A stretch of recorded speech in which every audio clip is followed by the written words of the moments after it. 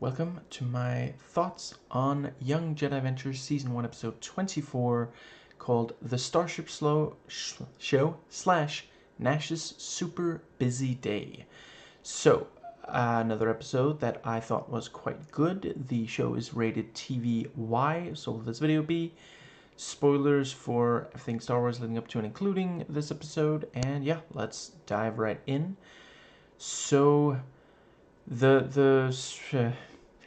didn't relate super much to the Starship show, which is fine. I'm not saying I have to, being that I'm not at all a gearhead, but I do appreciate this message of, sometimes you may have to agree to do something a different way than you normally would, for things to turn out well. It's the lesser of two evils, and I do appreciate they make it absolutely clear, like, technically Uncle Lugs does have a choice.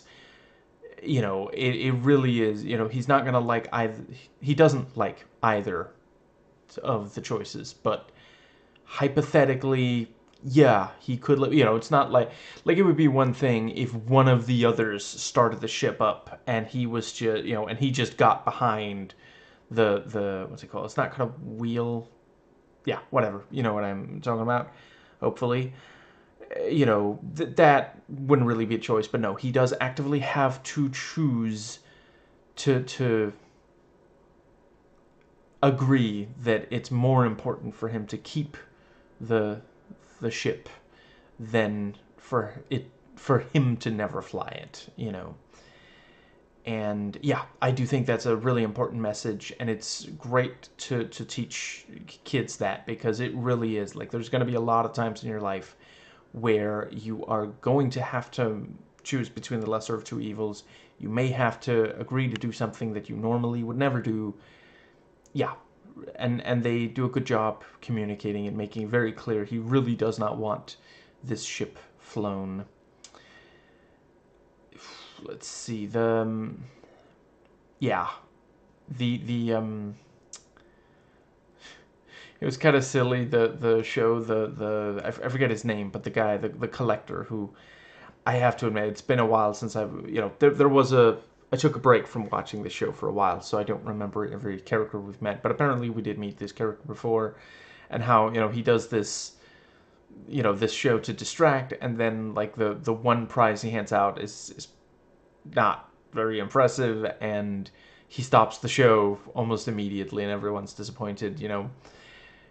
I, with that said, I do appreciate this thing of, like, saying, try not to be distracted by these things. And really,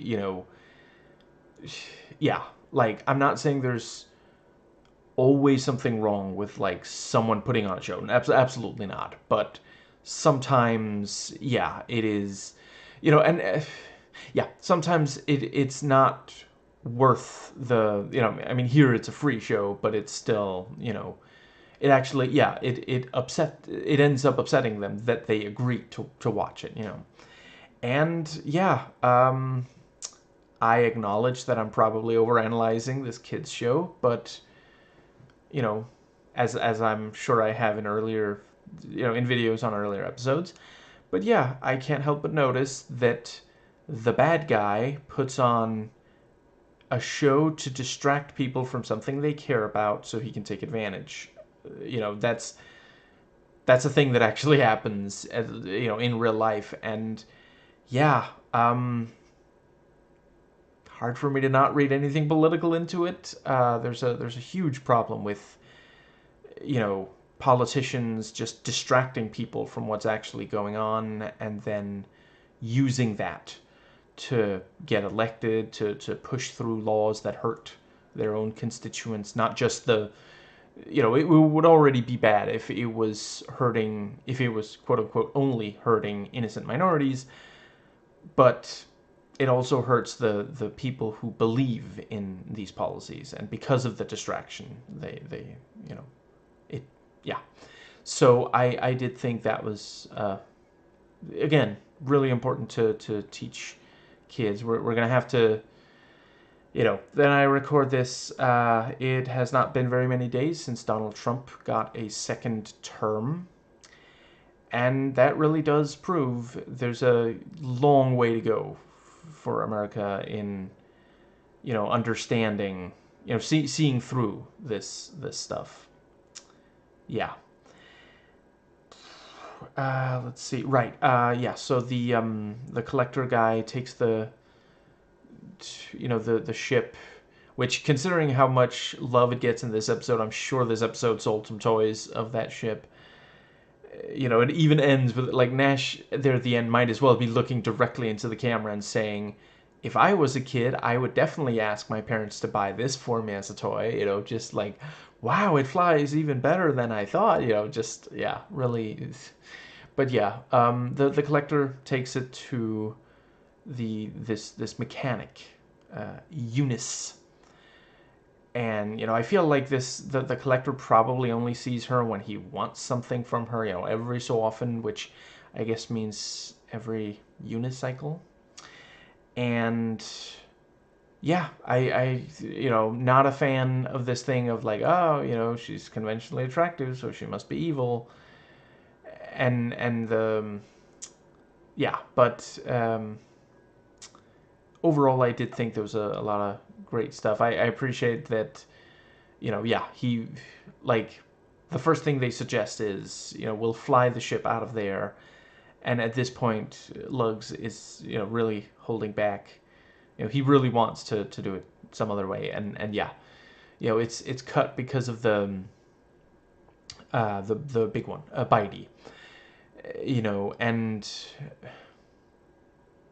I don't know if that was the most amazing time to call someone for help, but they did need, he needed Nash to point out that literally the only way you're going to get the ship out of there is by flying it out.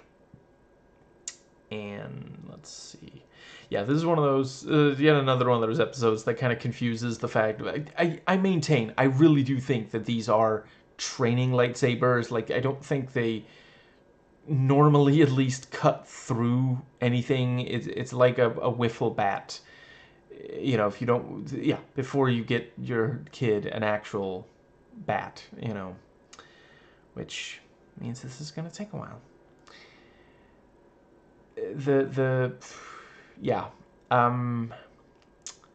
but yeah, they're swinging the swords every so often. We see they're swinging their laser swords every so often. One of them hits something, doesn't cut through it, and it seems like in this episode it's being blocked with just steel pipes and such. So yeah, these must be training sabers. That's the only way that's logically consistent. And I think that about covers. I did find I wasn't expecting Liz to be able to tame the two, Star Wars dogs, but I mean, there's been other episodes where she wasn't able to, so I guess they just thought it would be kind of fun to have one where it does work immediately, Yeah, I think that's everything that I have to say for the first part. So moving on to the second. So once again, this is Nash's super busy day. I don't know how many episodes of the show are literally going to be Kai struggling with impulse control, but at least I did find it to be a fun, segment, half of an episode. I mean, it's not even the first time that he has to learn to follow directions more clearly and not try to rush through things and do it, like, yeah. Yeah, I think the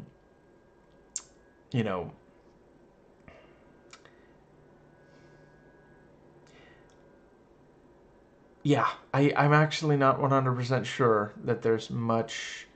Yeah, it did feel like they just, they had a set number of episodes and they just figure, well, it's worked for other episodes. I think some of the other episodes did a better job with it.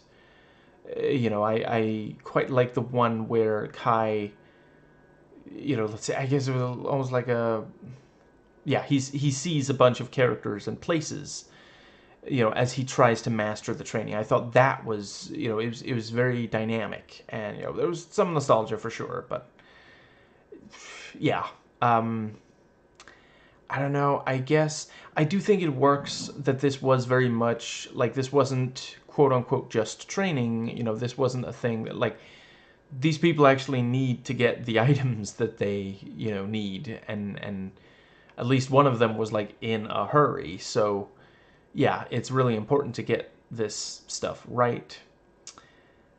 And right, I like the point that Kai had forgotten how fast the Firehawk is, so that's part of what goes wrong, which is, again, something, when you're a kid, you don't always remember. If it's been a little while since you did a thing, you might forget how exactly that thing works, so, and accidentally, which, yeah, it's important to impart upon children, if you're not sure, try to find out before you just try something, because it could mess something up. I think that just about covers. I thought they did a really great job. Like, I guess at some point someone working on this realized, wow, we really did give these characters, like, huge faces and ginormous eyes. Let's actually do that. Like, there's, like, 3 separate times where Nash gets like extremely close to Kai's face, and at least some of the time like we get an intense close-up where like her head is taking up the entire frame and her massive eyes, that's not, I'm not saying like it's, they're not real. I wouldn't be making fun of someone's eyes, of a real person's eyes.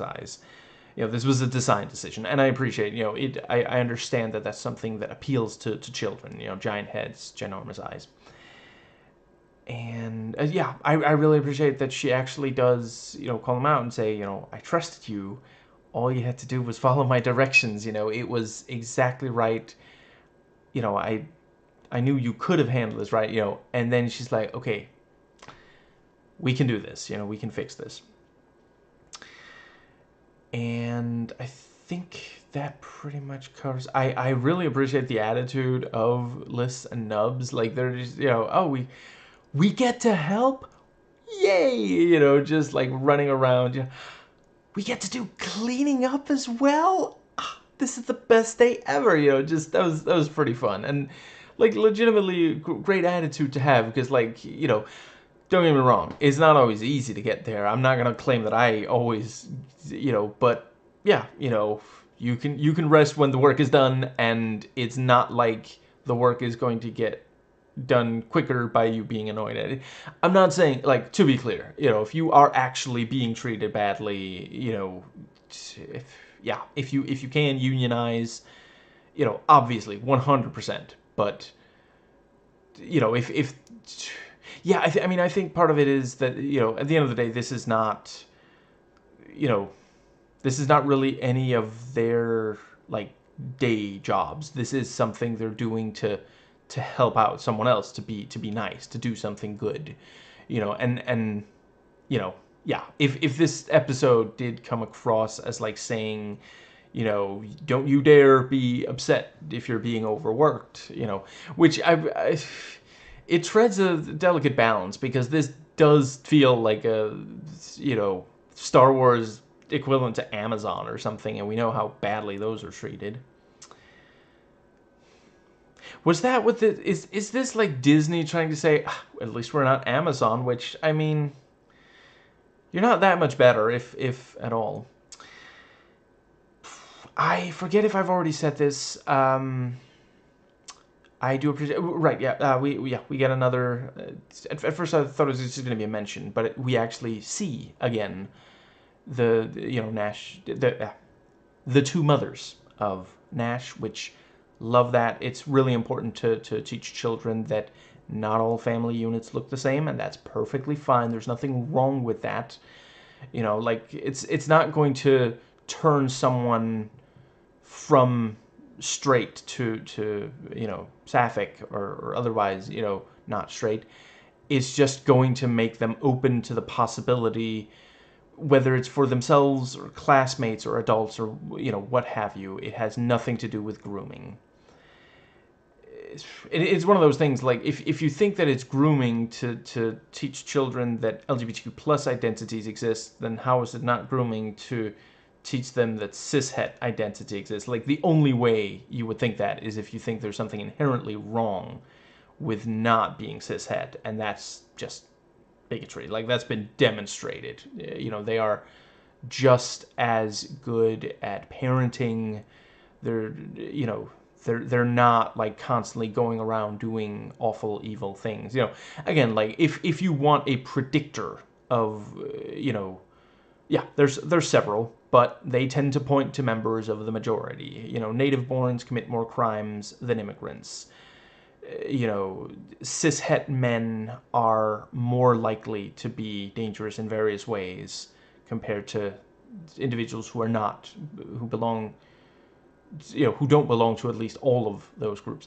Anyway, right, yes, appreciate seeing them again, and I forget if I've mentioned this in because this is not the first time we see them, but yeah, I really appreciate one of her mothers is plus-sized, and they are an interracial couple, and they're clearly very supportive. They love her. They're one of the earlier episodes. They like showed up to celebrate. Because she was like participating in a race, and they show up just to like cheer her on. That's awesome. That just, yeah. And we again get we see that she refers to one of them as mom and the other as mama, which I understand is actually, that's how a number of same-sex couples solve that, because it is kind of important that you immediately can tell who your kid is calling out for, and for a while your kids are going to use. I know some people say that kids should never stop using the yeah, not the name, but the yeah, the parents' gender, or yeah, something like that. I think that I did feel like the ending was a little meh. Like they fixed everything. A couple of boxes got knocked over. Like, that's not really that big of a deal. Yeah.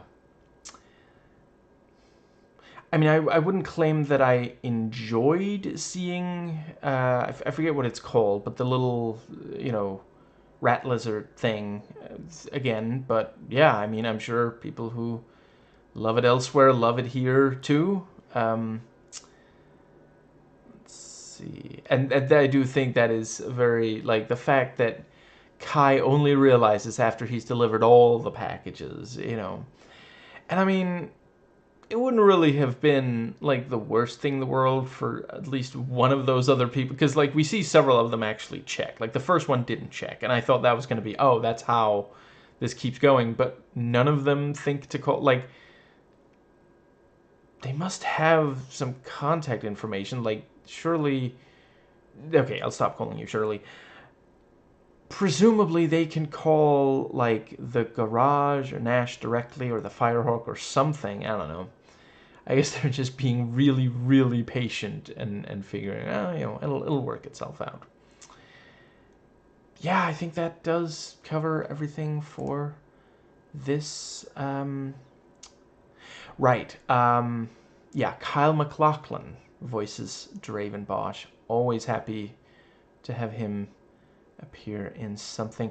I thought I recognized the voice of Lugs, but I must be thinking of some other, because that I am not recognizing that actor's name at all. And it's because, like, I forget now who it was right now, but there was definitely a specific. I had a specific name in mind, and that ain't it, Chief. But yeah, I am not 100% certain when I'm going to do another episode. I would like to finish. There's just one more episode of season 1, so I would like to, and then there's all of season 2, obviously, but.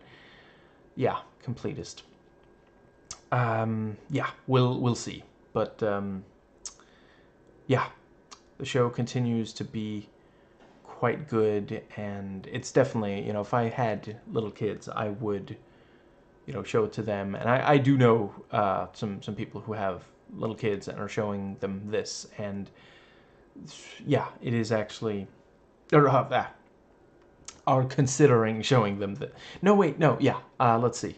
So I don't mix up. I know at least one person who is showing, their kids, or their kids are watching the show and they're enjoying it, and one person who said they would consider it, but right now their kids completely obsessed with a different. I think it might have been Spidey, the Spidey and his Amazing Friends. I think it might be called the